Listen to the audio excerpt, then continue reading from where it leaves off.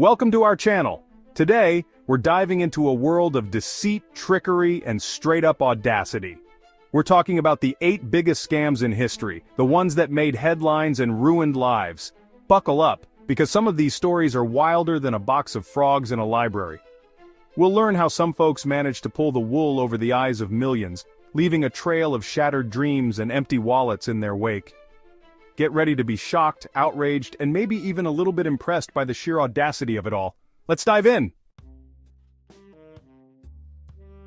Our first stop takes us back to the Roaring '20s, a time of jazz, flappers, and financial scams of epic proportions.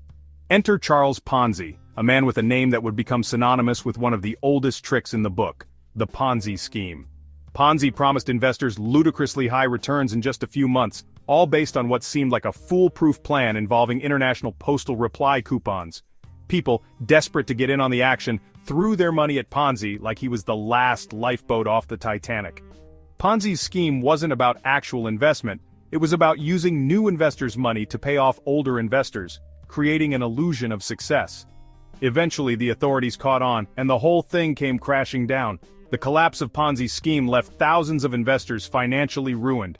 It was a harsh lesson in the dangers of greed and the allure of easy money, but hey, at least Ponzi got a pretty sweet legacy out of it. Hold on to your Stetson hats, folks, because we're heading to Texas, the land of big oil, big hair, and, in the case of Enron, big fat lies. Enron, an energy giant once hailed as a Wall Street darling, turned out to be a house of cards built on a foundation of deceit. Led by CEO Kenneth Lay and his protege Jeffrey Skilling, these corporate cowboys cooked the books using accounting loopholes and special-purpose entities. These were more like financial black holes, hiding Enron's debt and losses from investors and regulators. For years, Enron's stock soared, fueled by the illusion of success. But behind the smoke and mirrors, the truth was starting to unravel. When the dust finally settled, Enron had filed for bankruptcy, costing investors billions of dollars. The Enron scandal left a lasting impact, leading to stricter accounting regulations. It's a story that reminds us that even the shiniest of corporations can be hiding dark secrets. From the Wild West of corporate America, we travel to Wall Street where Bernie Madoff orchestrated the largest financial fraud in history. Bernie Madoff was like the financial world's version of a wolf in sheep's clothing.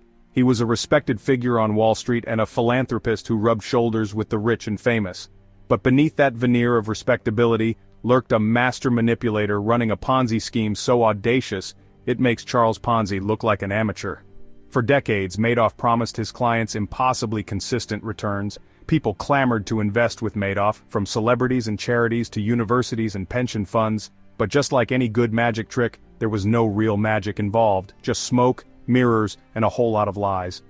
Madoff's house of cards came crashing down in 2008 when the financial crisis exposed his scheme.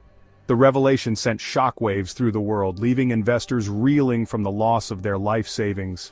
Bernie Madoff's crimes were nothing short of breathtaking in their scope and audacity. Hold on to your turtlenecks, folks, because we're venturing into the high-stakes world of Silicon Valley, where innovation reigns supreme. This is the story of Theranos, a blood-testing startup that promised to revolutionize healthcare, but ended up being a cautionary tale. At the center of this saga was Elizabeth Holmes, a charismatic Stanford dropout with a vision of a future where blood tests could be performed with just a pinprick of blood. Theranos became a Silicon Valley darling, attracting high-profile investors and racking up a valuation of billions of dollars. But behind the sleek facade, there was a problem. Theranos's technology didn't actually work. Whistleblowers began to raise concerns, and investigative journalists started digging deeper. The company that had once been hailed as a beacon of innovation was now exposed as a sham. The Theranos scandal sent shockwaves through Silicon Valley, exposing the culture of fake it till you make it. It's a story that reminds us that not all that glitters is gold. Grab your sunscreen and your most photogenic swimsuit, folks, because we're heading to a private island in the Bahamas for what was supposed to be the most luxurious music festival ever, Fyre Festival. Spoiler alert, it wasn't. The Fyre Festival was the brainchild of Billy McFarland, an entrepreneur with a penchant for extravagant promises. He envisioned a festival paradise, a millennial utopia where influencers and wealthy partygoers could frolic on pristine beaches. The marketing campaign was pure genius, albeit the kind of genius that borders on delusion. Supermodels like Kendall Jenner and Bella Hadid were paid handsomely to promote the festival on Instagram. But when the festival goers arrived, they were greeted not with luxury villas and gourmet catering, but with FEMA tents and cheese sandwiches. The whole thing descended into chaos, leaving attendees stranded and disillusioned. The Fyre Festival fiasco was a masterclass in how not to organize a music festival. Fasten your seatbelts, folks, because we're taking a trip down a road paved with deception and corporate greed. This is the story of Volkswagen's Dieselgate scandal, a tale of environmental fraud that rocked the automotive industry. For years, Volkswagen marketed its diesel cars as environmentally friendly. But behind Volkswagen's squeaky clean image, there was a dirty little secret: they were cheating. The company had installed software in millions of its diesel cars that could detect when the vehicle was being tested for emissions. During testing, the software would activate a clean mode, making the cars appear far less polluting than they actually were. However, in real-world driving conditions, the software would switch off, and the cars would emit up to 40 times the legal limit of harmful nitrogen oxides. The scandal sent shockwaves through the automotive industry, leading to investigations, lawsuits, and a whole lot of angry customers. Volkswagen's reputation was tarnished, and they were forced to pay billions of dollars in fines and settlements. Alright folks, it's time to venture into the wild world of the internet, where scams lurk around every corner. And what better place to start than with the granddaddy of them all, the Nigerian prince scam. This is the story of an email so ridiculous, it's hard to believe anyone would ever fall for it. The premise is as simple as it is absurd. You receive an email from someone claiming to be a wealthy Nigerian prince who needs help moving a vast fortune. They promise you a cut of this fortune if only you'll help them transfer the funds by providing your bank account information or sending them a small processing fee. Despite its obvious absurdity, the Nigerian prince scam has been surprisingly effective, snaring countless victims over the years. It preys on our basic human desires, the desire for easy money and the allure of a get-rich-quick scheme. It's a reminder to be wary of unsolicited emails and to remember that if something sounds too good to be true, it probably is. Grab your pickaxes and hard hats, folks, because we're heading deep into the jungles of Borneo. This is the story of BRIX, a Canadian mining company that struck what they claimed was the biggest gold deposit in history. It all started in the early 1990s when BRIX announced that they had discovered a massive gold deposit in the remote Busang region of Borneo.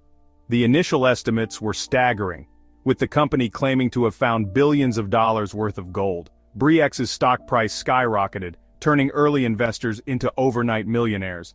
But as it turned out, the Busang gold deposit wasn't a gold mine, it was a giant scam. The company's geologist, Michael de Guzman, had been salting the core samples with gold. The deception unraveled in 1997 when independent mining consultants were brought in to verify BRIX's claims. The BRIX scandal was a major embarrassment for the mining industry and a cautionary tale about the dangers of unchecked greed and speculation. Well folks, there you have it. 8 of the biggest, most audacious scams in history. We've journeyed from the high streets of 1920s Boston to the depths of the Indonesian rainforest. These stories are a testament to the boundless creativity of the human mind, but they're also a cautionary tale about the dangers of greed and the allure of easy money. Thanks for watching. If you enjoyed this video, don't forget to like, comment, and subscribe for more fascinating content. And remember, the next time you get an email from a Nigerian prince, maybe just hit delete.